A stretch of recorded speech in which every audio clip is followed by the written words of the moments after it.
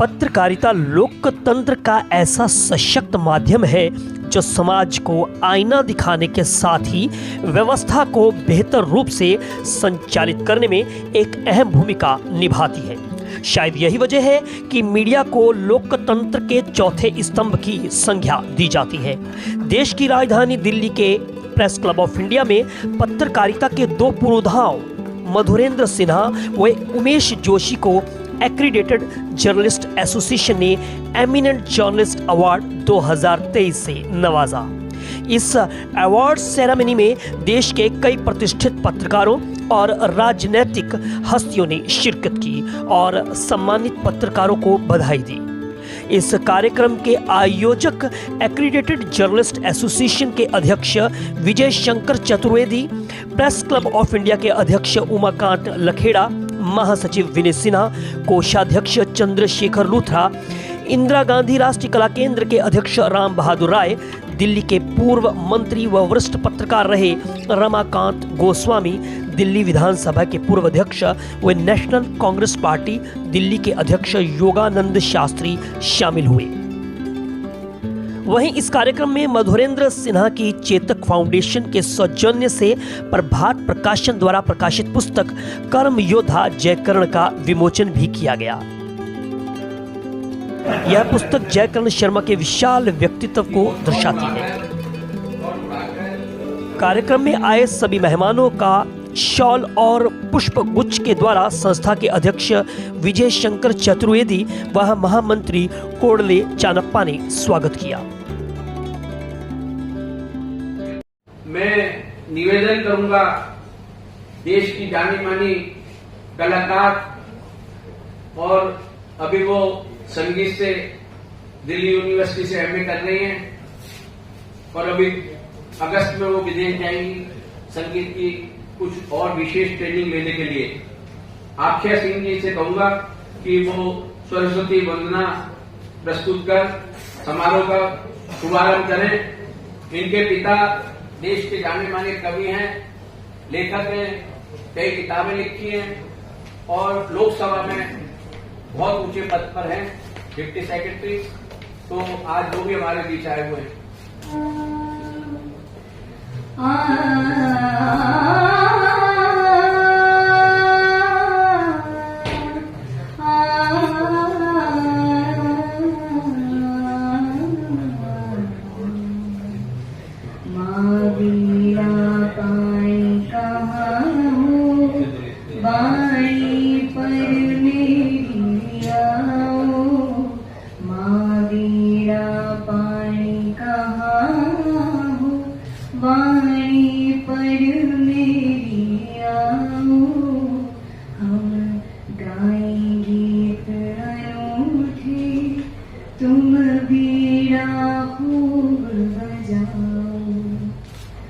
बंध जाए शांतीचा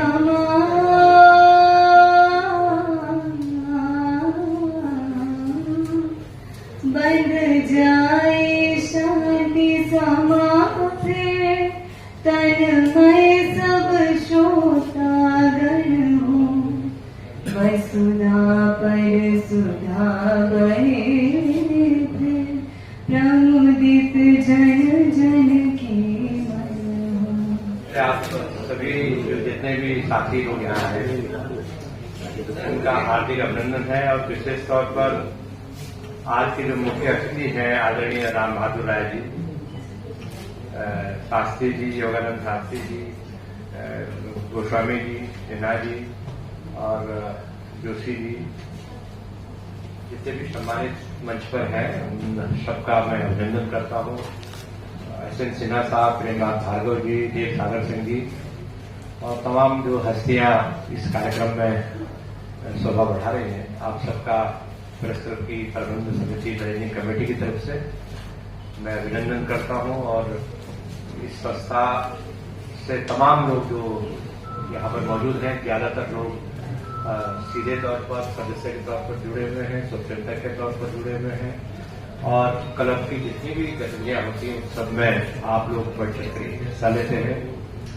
मैं अभिनंदन करूंगा श्री विजय शंकर चतुर्थी जी और एक चन्नप्पा जी जो उनके हनुमान जी हैं, ये बेंगलोर से स्पेशल आते हैं और विशेष तौर पर इतना डेडिकेशन हम में से किसी में नहीं होगा कि हम दिल्ली से या शिमला से या उत्तराखंड से जाकर के बेंगलोर जाए, इतनी हिम्मत हम लोगों में नहीं है। तो मैं उनका भी अभिनंदन करता हूं कि वो कर्नाटक में चुनाव के बाद कर्नाटक के चुनाव छोड़ करके आना है। हालांकि वो चुनाव नहीं लड़ेंगे, लेकिन मैं सबसे पहले राम बहादुर जी जो हम सबके बड़े भाई हैं और उनका जो पत्रकारिता का जीवन है बहुत बेदाग जीवन, प्रेरणा के स्रोत है सबके लिए। और मैं भी जब दिल्ली में आया तो दिल्ली में आने के पहले उनको जानता था, उनके लेखन का मैं मुरीद था। बहुत सरल भाषा में चीजों को समझना, कठिन से कठिन विषय पर बहुत सरलता से आम पाठक की जानकारी के लिए उसको एजुकेट करना, जो पत्रकारिता का मिशन होता है कि न केवल जानकारी देना बल्कि लोगों को एजुकेट करना। और मुझे याद है कि जो कांड हुआ था, हवाला कांड, तो जिसने भारत की राजनीति में तूफान मचा दिया था, तो राम बहादुर जी मुझे पार्लियामेंट में मिले और मेरे को उन्होंने एक पर्चा था, मेरे इसमें 30 साल हो गए होंगे, और कहा कि इसको पढ़ना। लेकिन हम लोग एक दो जगह दोनों मिलकर के भी गए कि हवाला से किस तरह के भारत के राजनीति में तूफान आया हुआ है, लेकिन कोई सुनने को तैयार नहीं। उन्होंने भी लिखा कोई सुनने, मतलब महीनों तक कोई सुनने को तैयार नहीं। मतलब हमारी जो सिस्टम है, इतने बड़ा हवाला कांड हुआ भारत में, कोई सुनने को तैयार नहीं। एक पुस्तिका उन्होंने छापी, उसको लेकर के दर दर भटकते रहे। मैंने भी कुछ छोटी मोटी स्टोरी की, लेकिन वो नकार खाने की टूटी की आवाज रही। लेकिन उन्होंने अपना मिशन नहीं छोड़ा।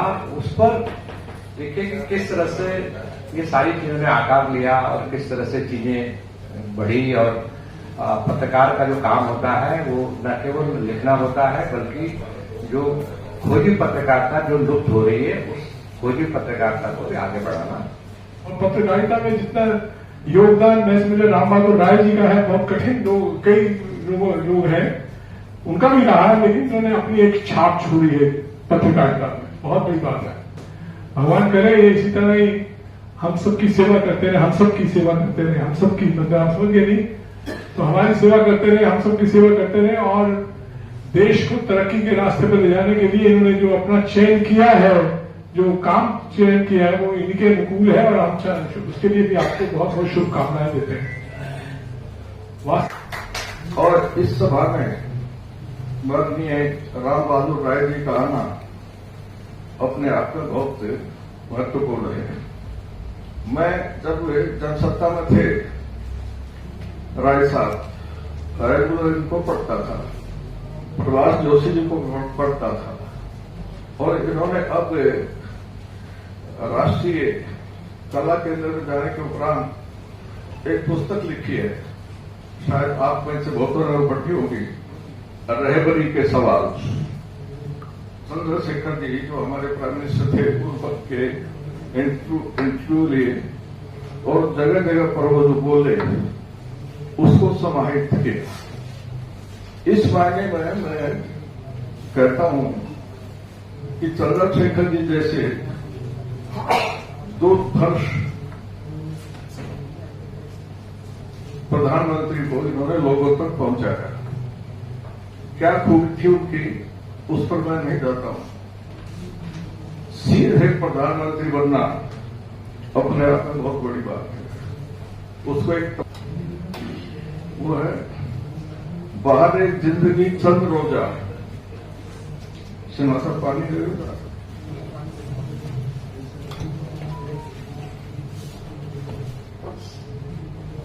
बाहर जिंदगी चंद रोजा न चल यहां सर उठा उठा के बजाने ऐसी हजारों सूरत बिगाड़ दी है बना बना। लेखक का सम्मान नहीं होगा, पत्रकार का सम्मान नहीं होगा तो देश कभी उन्नति नहीं कर सकेगा।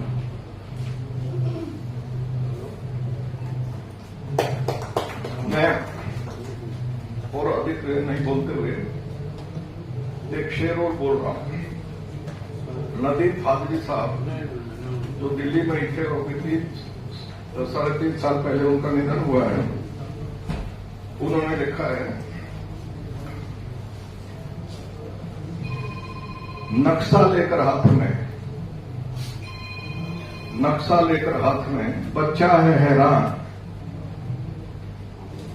दीमक कैसे खा गई मेरा हिंदुस्तान। अब वो स्थिति है या नहीं है जाने, लेकिन मैं ये मानता हूं कि अभी दीमक लगी हुई है। किसी पार्टी के लिए मैं नहीं कहूंगा, पार्टियों में कई बार बहुत अच्छे आदमी होते हैं। जब स्मृति ईरानी शिक्षा मंत्री थी तो उन्होंने एक गजट नोटिफिकेशन निकलवाया, और वो गजट नोटिफिकेशन ये था कि जितने भी केंद्रीय विद्यालय हैं उनमें संस्कृत प्रथम श्रेणी से पढ़ाई जानी चाहिए।